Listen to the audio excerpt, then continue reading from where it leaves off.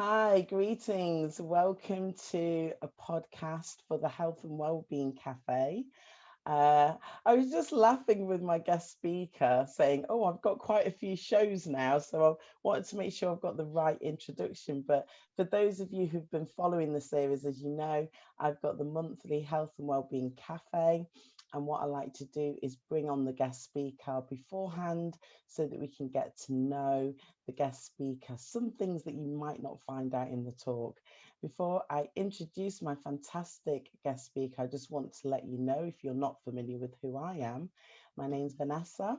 I'm a lifestyle coach. I'm helping women to help yourself, and that is raising your confidence. So I cover so many different areas now, but fundamentally it's health and well-being. So at this month's Health and Wellbeing Cafe, I have a fantastic guest speaker. Her name is Francess Taylor, and she's a sleep expert. So I was very intrigued when I came across her profile. I think it was last year, and I was like, oh, I definitely want to have her as part of the Health and Wellbeing Cafe because, as we know, we can do all these fantastic things with our health, but if we're not getting enough sleep, it can, well, I feel it kind of cancels a lot of the good things out. And of course, this is Frances's area. So, Frances, thank you so much for agreeing to be a guest speaker at the cafe this month, and also for being on the podcast with me today. Thank you. Well, thank you, Vanessa-Mary. It's an absolute pleasure. I love talking about sleep and all things related to sleep. So it's giving me a Ah, nice opportunity here. brilliant. So before we get into it, I just want to go to the background. So I've come across your profile as a sleep expert, but have you always been doing this, or was you doing something before you got into this field? Just tell us a little bit about that, please. Um, I've been working specifically with sleep, I'd say, in a very focused way in the last sort of 3 to 4 years. But before that, I was in the health and wellbeing field anyway. So I set up my first health and wellbeing business.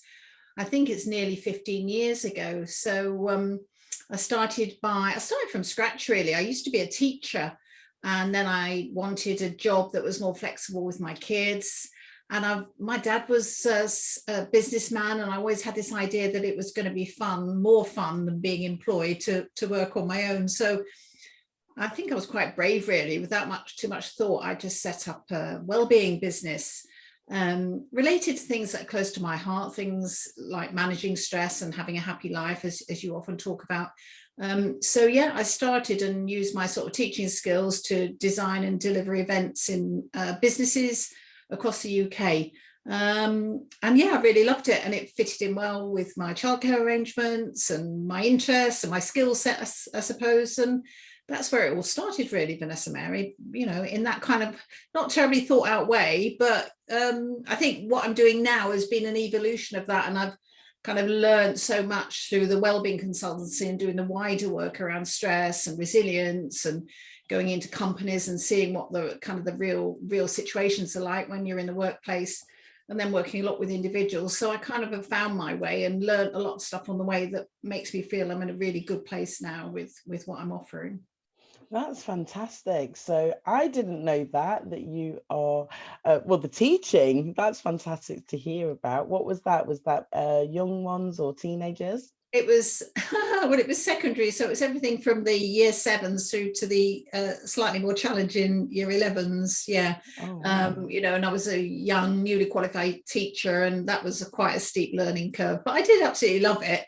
It was just like quite stressful, Yeah. managing big classes. And but yeah, I enjoyed it. I learned a lot. And yeah, I think that the whole teaching background was about, I was always, it's one of my core principles, really, how to make things accessible and practical.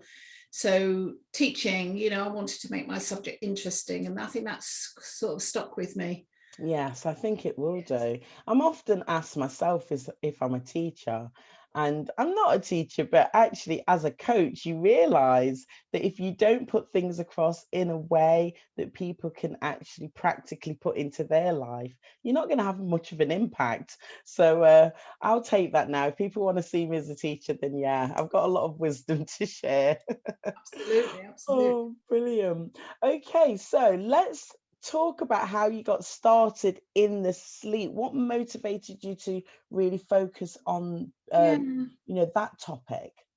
Well, what's really strange is back when I was doing all my training in businesses and with individuals around stress, we never talked about sleep sort of 15 years ago. It was so weird. And then even sort of 10 years ago, it wasn't a very popular topic. I mean, now you can find lots of books, lots of stuff written about sleep. People are gradually getting much more aware about the importance of sleep. So I think it was just like I had a few conversations with individuals. And also I found that particularly men were more willing or able to be open about having sleep problems than maybe they felt comfortable talking about stress. So it seemed like a few men were talking to me about sleep, which kind of gave me an opening to talk about the wider things. So it kind of sparked my interest, and I did quite a lot of research.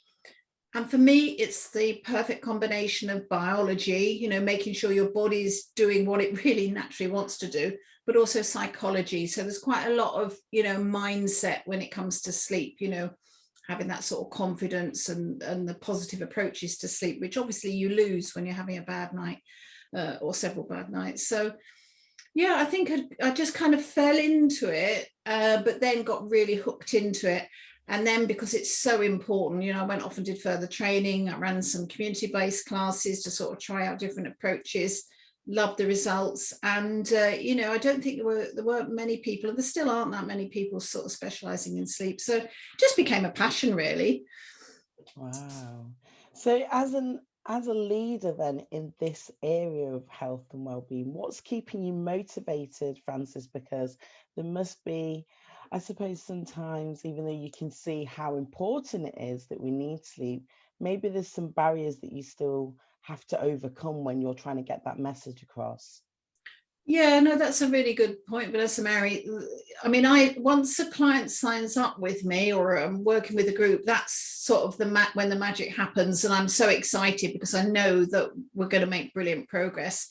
But as you quite rightly say, it's the kind of getting somebody to see that it really is something they should be prioritizing. And a big thing for women, I think, particularly, is investing in ourselves. So, we kind of rather invest in everybody else, our families, our partners, whatever, before we invest in ourselves. And we kind of think we can skimp on sleep and give all that sort of energy and attention elsewhere. So it's kind of encouraging people that, yes, it's really important. It's not selfish to actually take some time out to sort your sleep. And then the other thing that can come in is people feel a bit embarrassed, perhaps. People often or have said to me, sleep's supposed to be a natural thing, so why can't I sort it myself? So there can be some embarrassment that maybe, they shouldn't be having a sleep problem. So yeah, there's various barriers, but I think, prioritizing sleep and investing in yourself, because if you don't invest in yourself, it's very difficult to kind of invest in those you love. They're the kind of barriers I face, which I think are probably similar to some of the barriers that you'll come across. Yes, definitely. Gosh, wow. So how do you keep yourself motivated though when you're actually, you've got an important message to get across? What do you do to keep yourself focused? I said, well, I do have a really good work-life balance. So I'm working, I always have Fridays off, and I'm really strict with myself around that. I mean, occasionally, if I'm in a real pinch point, I might do a Friday to catch up, but I'm always saying, get it back to where I need it to be. So I think having that balance means I've got plenty of energy when I do turn up. And I think, I don't know, I don't really have trouble with motivation. I just love what I do. And I suppose I've got better over prioritizing where I put my energy. I suppose I realize my energy isn't finite, and I've got better at deciding, well, that would be a nice project, but it's not for now. Whereas before, I don't know whether you've had that, but when you're first in business, there's so much you could You're do. saying yes to everything. Yeah, you do, can't you, with the possibilities? I've got loads of ideas of how I'd like to sort of work, but I do get support. I work with a marketing coach and a business coach, and they help me. And they're very good at saying, yes, Frances, and maybe not just now, so Wow. yeah, I think it's good to have support and keep focused on what you're really trying to achieve. And I'm a big believer in the principle of one step in front of one foot in front of the other. So, don't get carried away, just keep focused and keep it simple. Fantastic. I'm going to definitely reflect on those words, Frances, because one of the things I've been thinking about is, I'm looking forward to August. Yes, we will be going away, but it's not the fact that we're going away. It's because I won't be doing a health and wellbeing cafe in August. I've got an education and empowerment program that I've started, which we won't be doing a workshop in, so it's that time when I know I specifically haven't planned to be so active. So my body is actually calling out for rest, be in the moment, like truly in the moment, and stop thinking about all these things that you still need to do and whatever. Okay. So I'll reflect on that. I like to learn as I'm going along when I'm speaking with my guest speakers. So now I don't want to be asking you questions about sleep and everything, because you're going to tell us about that on Thursday night. So I'm really excited about that. But what I want to ask you is about recurring dreams. I've actually shared in another conversation today about a dream that I had last night, which was about my cat and cats, and it was a bit weird. But do you have any recurring dreams yourself? And if you do, I mean, as part of looking into sleep, do you have any tips on what dreams are actually, doing for us, or what they mean, or whatever? People are always fascinated by dreams, aren't they? And don't you find you're full of, if you wake up and you have a really good dream, I can't wait to tell it somebody. But don't you notice the other person can glaze over a bit because it was a really exciting, interesting dream to you. To them, just sounds a bit wacky or irrelevant. You had to be there. It was one of those had to be there moments. Definitely if you're not in your dream, no one else wants to know about it. So well, there's different theories around dreams, aren't there? Some scientists will just say it's the brain's way of filing and sorting and dumping and clearing, and a dream's a dream. Don't think too much about it. Obviously, you can have dreams that make you feel upset, but don't try and analyze it. And then there's the kind of some psychotherapists will look at, which is dreams are sort of metaphors or give us information about what's happening in our lives. So I kind of go with both. Sometimes it's quite helpful to think, well, that's just a dream. I don't need to actually read anything into that. And then other times I think, oh yeah, maybe there is something going on in there. So I think you've just got to work out what's right for you. So recurring dreams, I know that when I was first divorced and life was a little bit anxious for me, I had a lot of dreams about the flat I was living in having structural problems in the building, so the chimney falling down or really bad damp in one of the rooms. And I realized that was an anxiety dream. I was going through a massive change, and that was my way of processing some of the anxiety, and it was kind of using the metaphor of the house not being sound. So I kind of get a bit of that. I probably do, like most people, if I'm a bit stressed, I might have dreams about being chased. I don't know if you've ever had those. They're really common. Oh, that's not nice. I can't remember. Or I have dreams where I'm late, or I've got an appointment and I can't pack my bag or something. So I think everyone has these kind of dreams, and they're usually, for me, the way I see them, they're signs that I'm a little bit overworked or overstressed, and it's just my body's way of kind of processing some of that. And again, I don't dig into it. I just think, oh right, okay, maybe I need to think about the daytime and chill out a little bit more, take my foot off the gas a bit.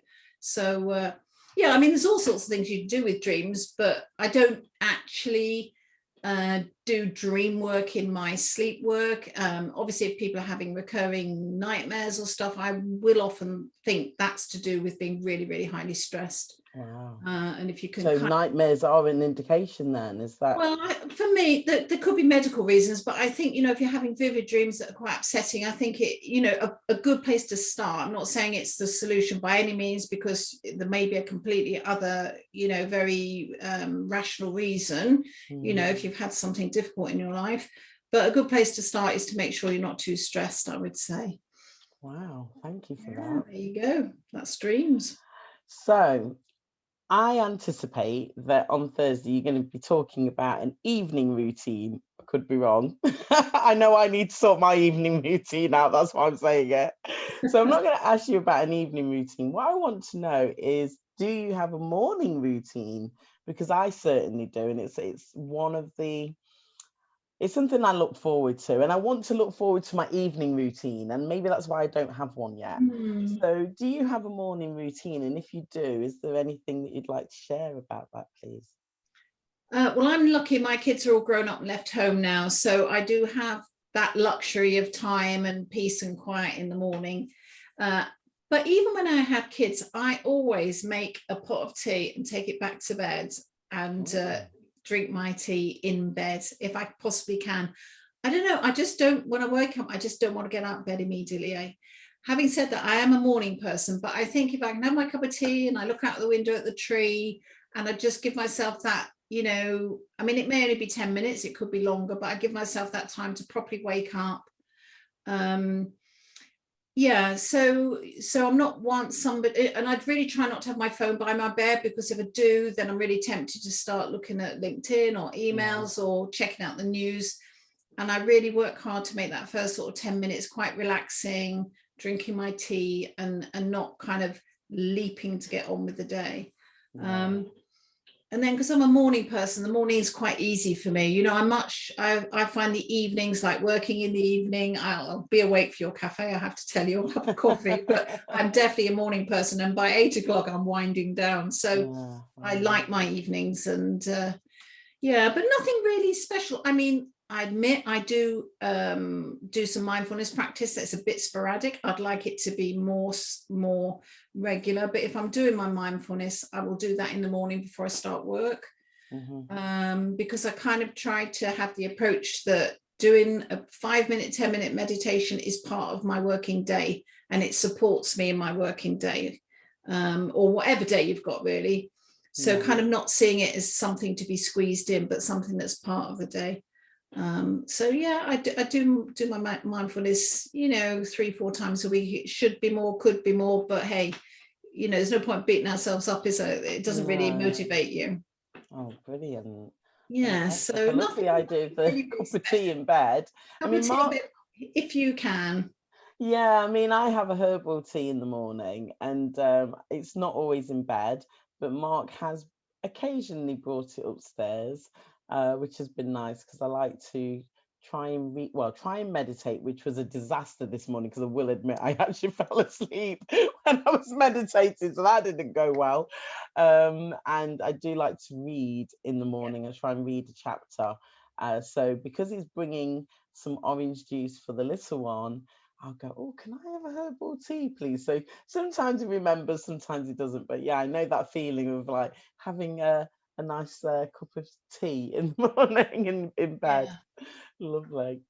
All right then. So I know that you've actually just had some time away, but the question I've got for you now is about time travel. Oh. I haven't done much of that recently. Well, if you could do some time traveling, whether that was in your sleep or there was a way where you could actually be somewhere else and it's in the daytime, do you have a particular moment in time or a particular place in the world, or maybe somewhere else in the universe, who knows, that you would want to go to? That's a hard one, really, because I love history. You know, I'm really always curious about how people used to live. And, you know, I'm a great one for going to archaeological sites if I'm on holiday. And, you know, even in the house I live in now, it's a Victorian house. I'm really fascinated to learn, you know, that back when this house was first built in 1800 and something or other, there was 2 ladies living here, and they made their living by doing embroidery. Wow. So I like the bits of history. So probably, I don't know. When you asked me that question, I thought, well, that's a really hard one. But a few years ago, I was lucky enough to find out where my great grandfather came from, and he came from Finland. Oh. And I was lucky enough to go back and find the church where he was sort of baptized, and also to find the house he lived in. And this is back in 1880, so it's a long, long time ago. And so I suppose if I could time travel, I'd love to go back to that time when he was a young boy and see what his life was, because at a young age, he became a sailor and travelled over to London and left Finland, which was beautiful green fields and very rural and quiet, and in my mind must have been very lovely. And he came to London and started working in the lead works.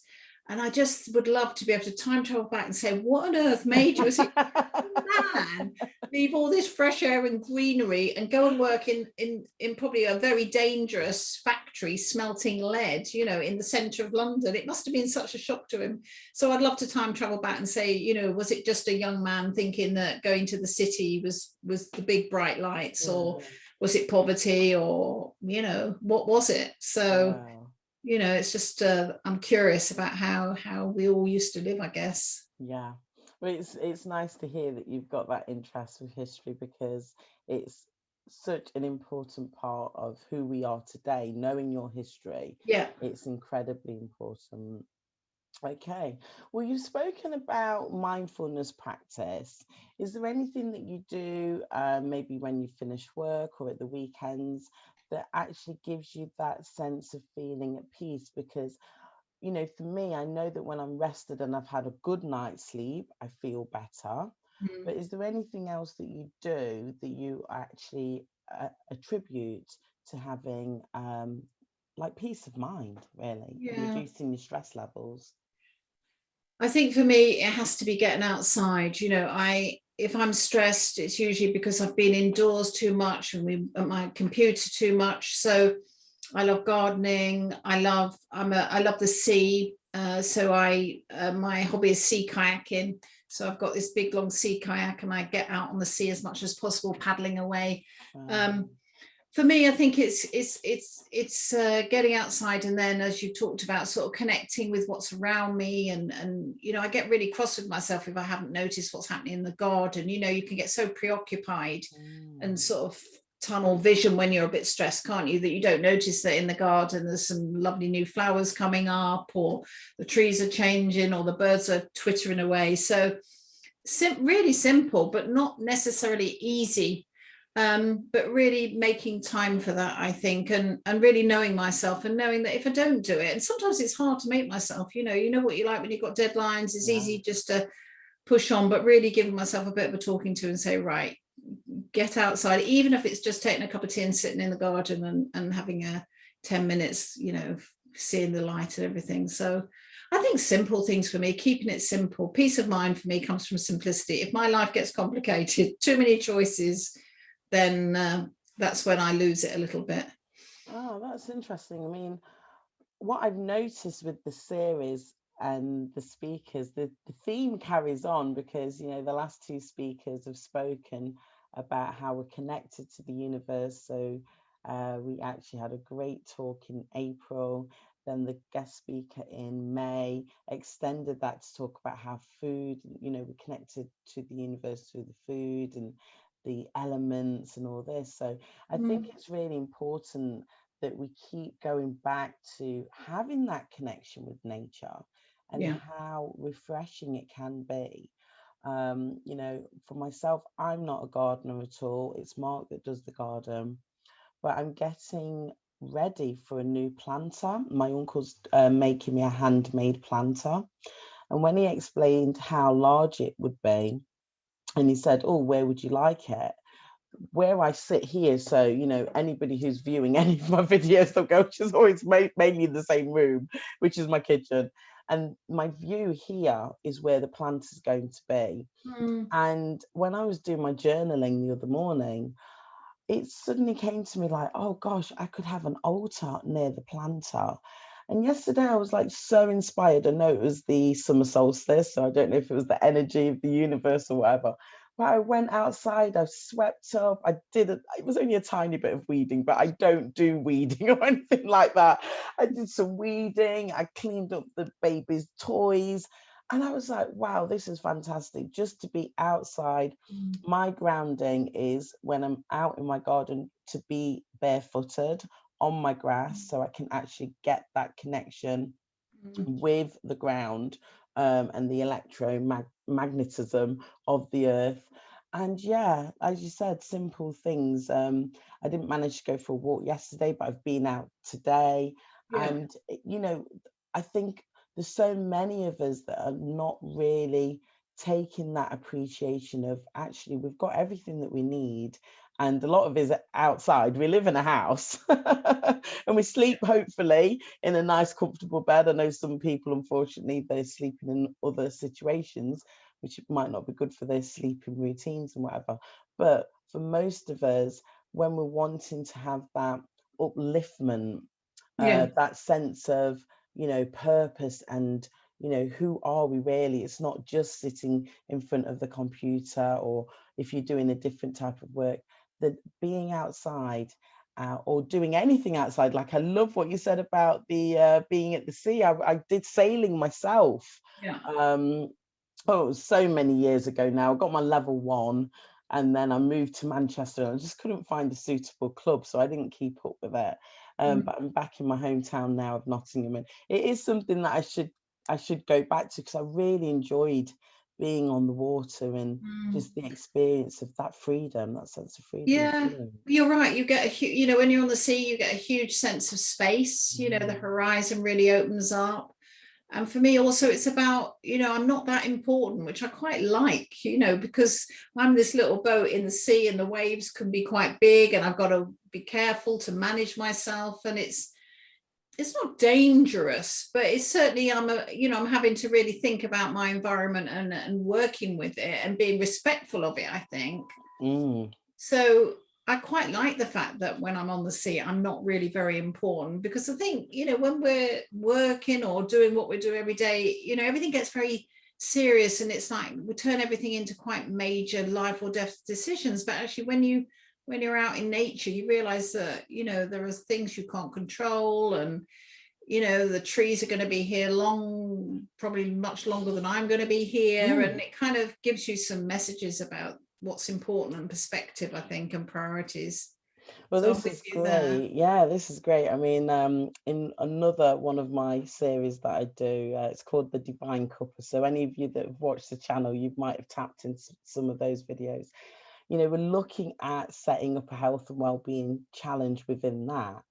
And for me, just spending time in nature, but also I'm a tree hugger. I'm going to put it out there. I don't see anything wrong with it. I talk to the trees. I give gratitude for what they do. I respect the life and, their span of the earth. And have you heard about the fact that the trees they all connect with each other underground, and they have a communication? I don't know about it, but I Oh, it's wouldn't fascinating. surprise me. It's really, really fascinating. So yeah, it's something that, for myself, as I'm getting older, I'm like, wow, it's so important that we know these things. And there's so much to learn. Yeah, yeah.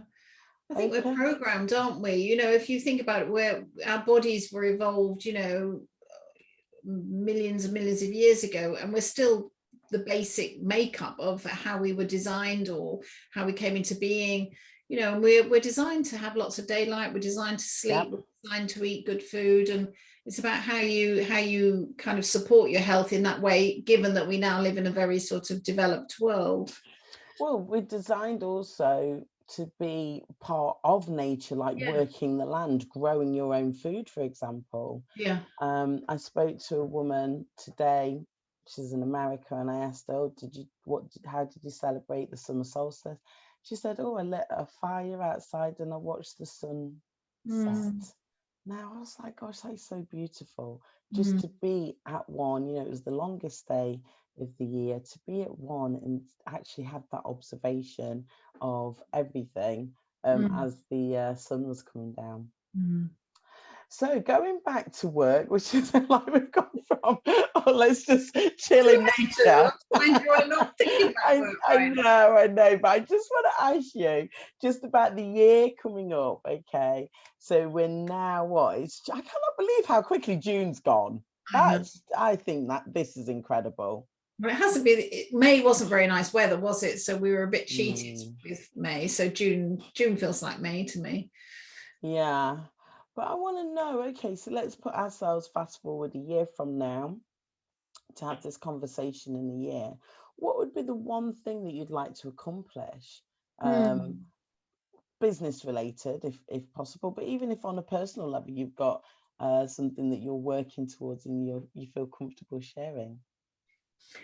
It's really hard for me to think of just one thing in my business, Vanessa-Mary. You know, I've got lots of ideas, but I meet some really lovely people like yourself that have really good things they work with, or office services they offer that complement sleep. So I think what I would really love would be to have run some sort of wellness retreat and having sleep at the center of it and bringing in some sort of experts. So I think because I work mainly on my own, obviously, but I do really like sometimes working as a team because you just have so much synergy. So Yeah.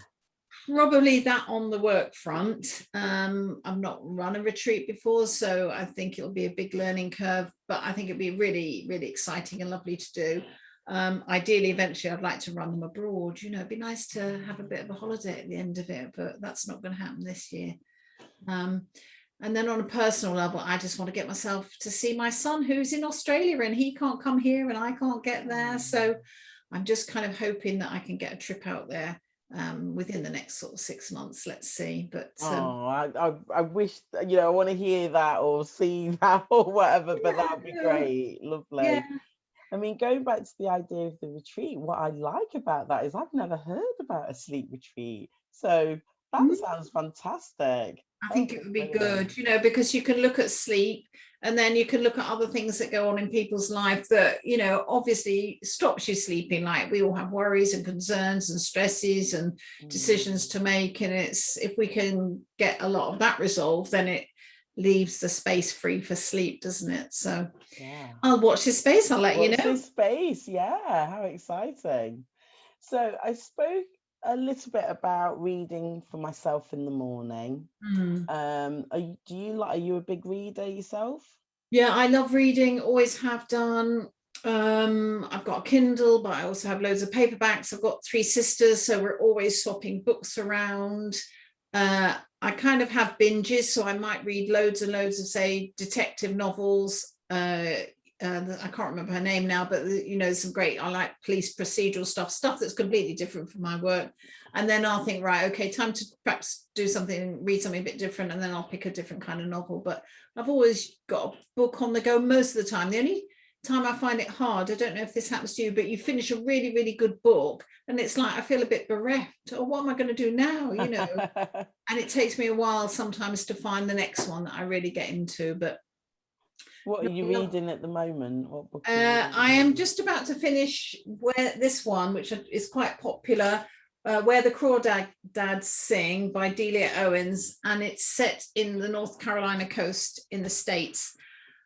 So I'm nearly at the end of that, and that is just such a good read. I'd recommend that. And I was thinking why I like it, and I think it's because it's about this young woman who lives in a very natural environment, and so there's a lot about nature in there and her real appreciation of nature. But there's also a bit of detective story in it, so it's ideal for me. So thinking about reading, is this part of your evening routine? Don't want to give the game away too much. Oh, definitely. Thursday. Definitely. I read in bed. I might read in the morning, but I definitely go to bed and read. I like watching telly in the evenings, but there comes a point when I think actually I want something more relaxing. So for me, more relaxing than TV would be reading, and I generally fall asleep over the chapter. Wow. So the reading's important to me. I love books, and we've got so many books in this house, and I don't like giving them away, because I think my mum was a great reader.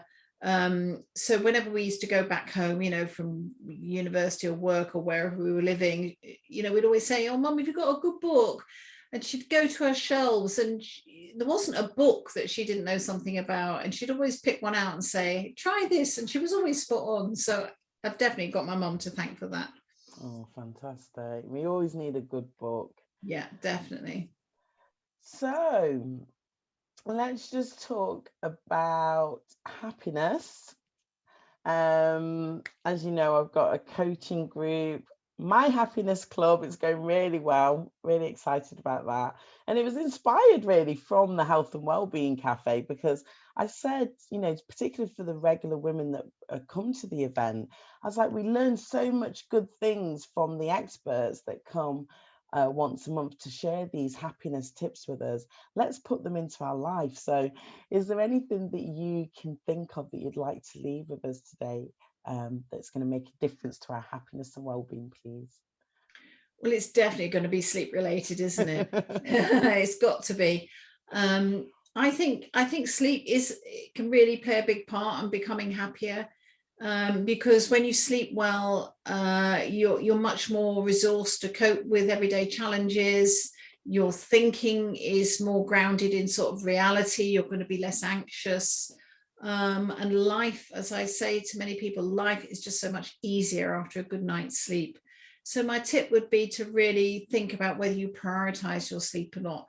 Now, I know if you've got young babies and kids, it can be difficult, but even so, don't give up, and try and find ways to, really support yourself around your sleep and allocate some proper time to it. Don't just let it be squeezed in between everyone else's demands, because, it does play a part, I think, in us being healthy and having good well-being and being able to really make the most of everything that this life has for us. So prioritize sleep. Don't just leave it at the bottom of your list. Fantastic.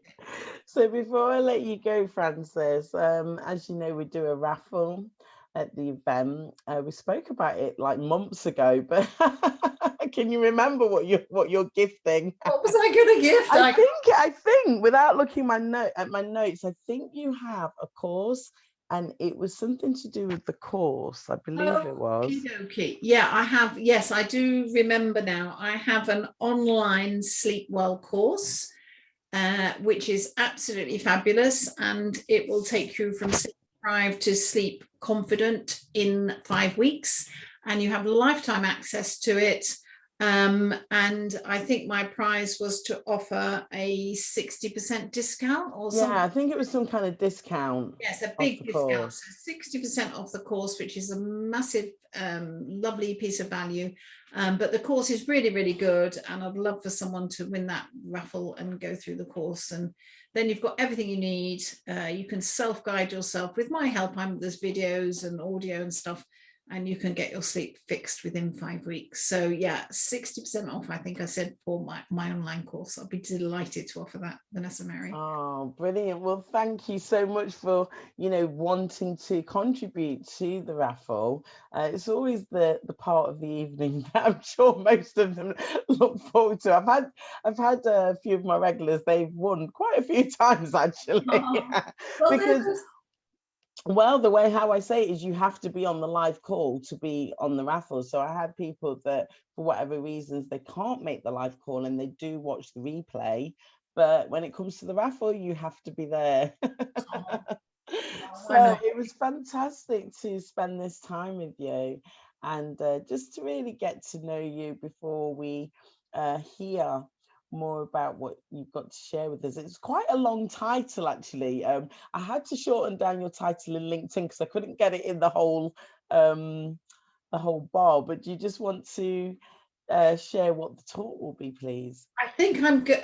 What I've said, I'm doing quite a few talks, but I'm going to be talking about 3 common sleep myths. So one of my big things is giving people proper, good quality, science-based tips around sleep. And on the internet, there's some brilliant advice, but there's also some advice that really I wouldn't recommend, and it's not going to fix your sleep problem.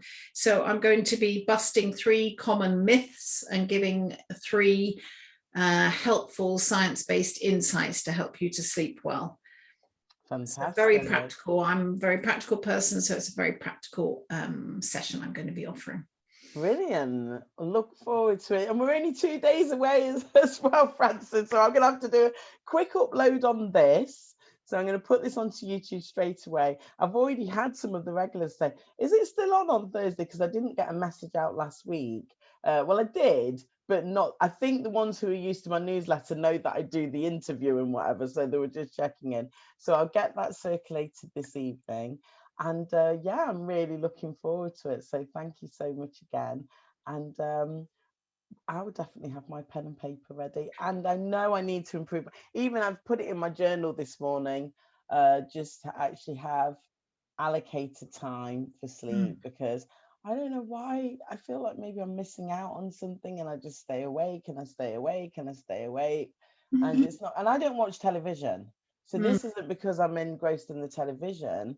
I'm spending too much time in different chat groups, and Oh, I've no, got no, to, no, I no, no. know I've got to rein it all in, even my routine of actually reading in the evening, that's dropped off. So this is what I'm saying. My morning routine, I love it. The evening routine has no structure to it at all, and that's why I feel that struggle in the evening. Well, I'm sure you'll have some ideas after the session. Brilliant, brilliant. Well, thanks again, Thank you very Frances, much for and inviting me. It's been an absolute pleasure talking to yeah, you. and want everybody to take good notes on Thursday. Thank you. Thank you. See you soon. See you then.